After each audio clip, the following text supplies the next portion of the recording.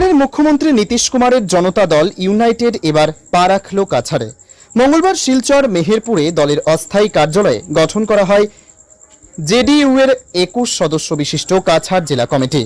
কমিটির সভাপতি হয়েছেন মেহবুব রহমান বড়ভূইয়া এবং সাধারণ সম্পাদক প্রবীর রঞ্জন ভৌমিক।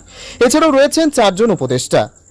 জেডিইউ এর নবগঠিত কাছাড় জেলা কমিটির সভাপতি এদিন বেকারত্ব, রাস্তাঘাট, বন্যা সমস্যা নিয়ে কেন্দ্রের বিগ ব্রাদার বিজেপির রাজ্য সরকারকে তুলোধনা করেন।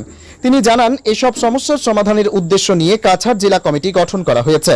এছাড়া রাজ্যের আসন্ন পঞ্চায়েত নির্বাচন এবং বিধানসভা নির্বাচনে জেডিইউ প্রতিদ্বন্দ্বিতা করবে বলে ঘোষণা করেন তিনি। মেহবুব বলেন, কেন্দ্রে দলের 3 জন মন্ত্রী রয়েছেন। বরাক উপত্যকার সমস্যা তাদের কাছে তুলে ধরার প্রতিশ্রুতি দেন মেহবুব।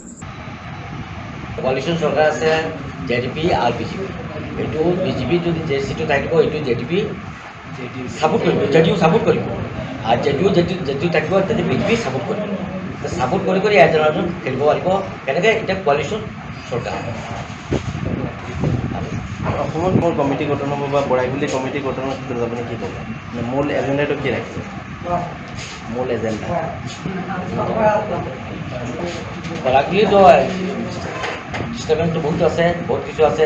বানপানী আছে, সড়ক ভাল নহয়, ৰাস্তা ঘাট ভাল নহয়,